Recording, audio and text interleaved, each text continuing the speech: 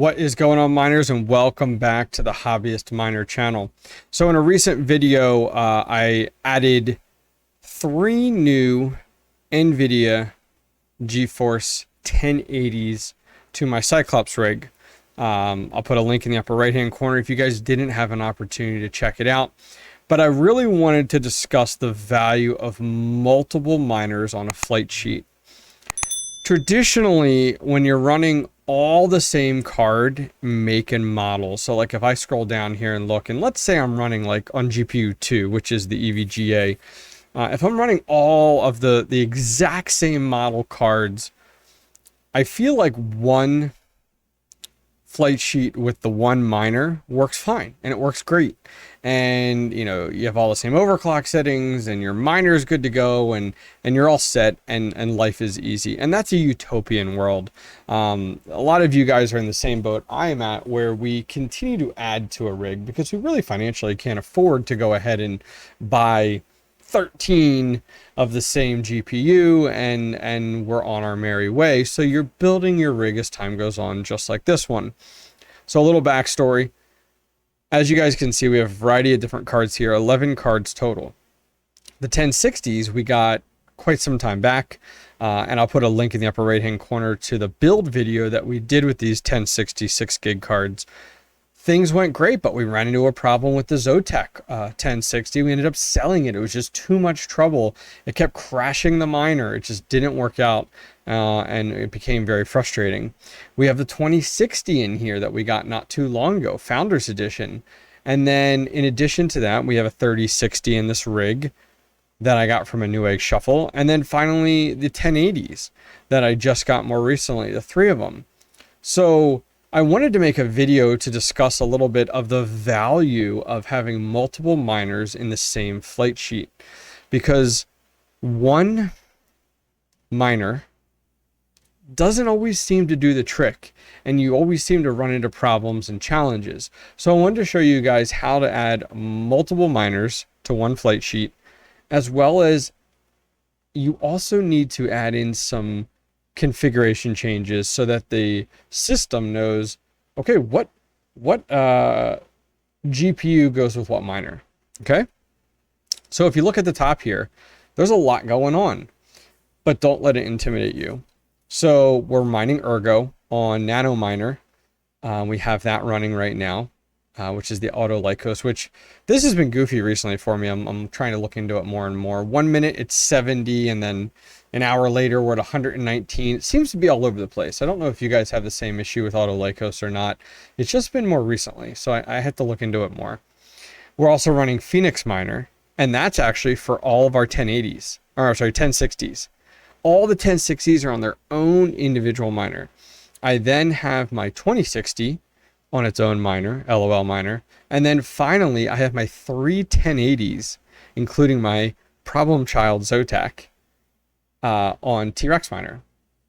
So a few things, you might go, well, why? Just put all your NVIDIA cards on Phoenix miner or T-Rex miner and call it a day. Well, unfortunately, what I found is that there are some settings that I need to have running on some miners that I don't want running on another miner in order to be successful. So let's take a look at a few things. So if I go into my flight sheet, here's what my flight sheet looks like, and some things to take note of. Okay, so on my first one here, auto Lycos with Ergo, you can see in the user config, I'm actually specifying right here, devices equal 9. Now the parameters in the syntax are different for every miner, and you're going to notice that as we start to go through this.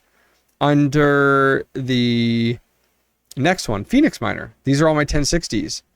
User config, I added right here this, GPUs 0, 1, 2, 3, 6, 8, 9. Those are all my 1060s. Jumping down to the next one here, which is LOL Miner. Devices, and then it says 3. And finally, on T-Rex Miner, we have devices 4, 6, 10, as well as memory tweak 1. So if we go ahead and go into this here and hit edit, and we take a look, when you go ahead and add these different miners here, and change things up. So let's see here, like on our, let's go with the 1060 one here. On 1060 here, Phoenix Miner, I hit setup miner config. You can see there's a little I here, and you can actually specify. So this is Phoenix Miner, so it can do AMD or NVIDIA. I am telling, look, it actually gives you an example. Dash GPUs 1, 2, 3. Use only the specified GPUs if more than 10 separate with indexes. So I separated them with indexes just to be safe. But I just copied that syntax in here. And that tells the miner, these are the only cards that you are going to handle and manage. My next one down. This is LOL Miner. This is only doing devices 3. Now, LOL Miner, you know, can do a little bit of everything. So in here, you can specify if it's only my AMD cards, only my NVIDIA cards, or the individual devices. So I said, okay, only do number 3, which is my 2060. Then finally, on T-Rex Miner, I'm saying only, look at the syntax different. See how the quotes are there? You got to check it. You got to check the syntax. And there is a ton of more parameters and arguments that you can add. Just look up the miner itself. But keep in mind, Windows syntax and argument parameters are different than HIVEOS, so you have to make sure that you look that up. But I'm setting the devices here, so 4, 6, and 10, and then we're adding some memory tweaks to this. So something I found was that, you know, these are the 1080s, which if you go into your overclock settings with 1080s, you're going to see that they value very heavily from the ETH pill, okay, right here, only for GTX 1080s, okay. But something to keep in mind is that every time I turn this on, it actually caused the miner to crash, because I had my 1060s and my 1080s on the same miner, Phoenix Miner, and every time I turned it on, it crashed. Well, I found that it was because the Zotac was part of that group. As soon as I removed the Zotac from the equation, it was perfectly fine.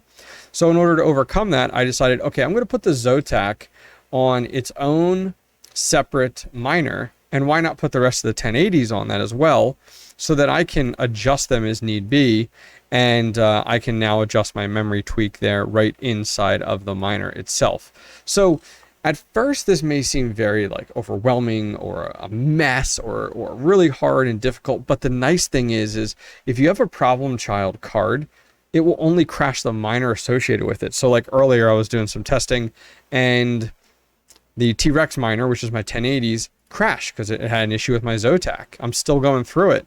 My Zotac, look at my core and my memory, my power. It's just set to 0 for defaults because I've been having issues whenever I set it, it causes the miner to crash. Well, that's okay, because guess what? LOL Miner, Phoenix Miner, and Nano Miner are keeping my rig up and running, keeping my other cards up and running, and it avoids having this entire miner actually down and having issues. So I wanted to create a short video on this, just kind of talking about this.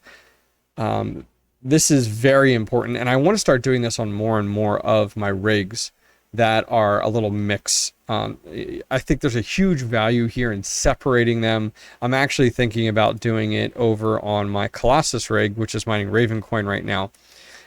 This is where I have my 10 470s and then one lonely 570.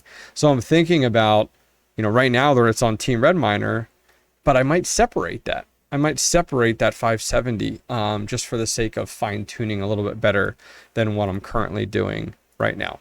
Well, guys, this was a quick video on the value of having multiple miners in the same flight sheet on a mixed rig. Hopefully this was helpful to you. If you guys do have questions about this, I'm always available in the Discord channel. I'll put a link directly below to my Discord. And if I'm not available, there's a boatload of super smart, super knowledgeable people in the channel. Feel free to leave a comment and question on the Discord channel, and they'll be available to help you out. If you guys enjoyed this video, please go ahead and give it a thumbs up, and don't forget to subscribe. Take care.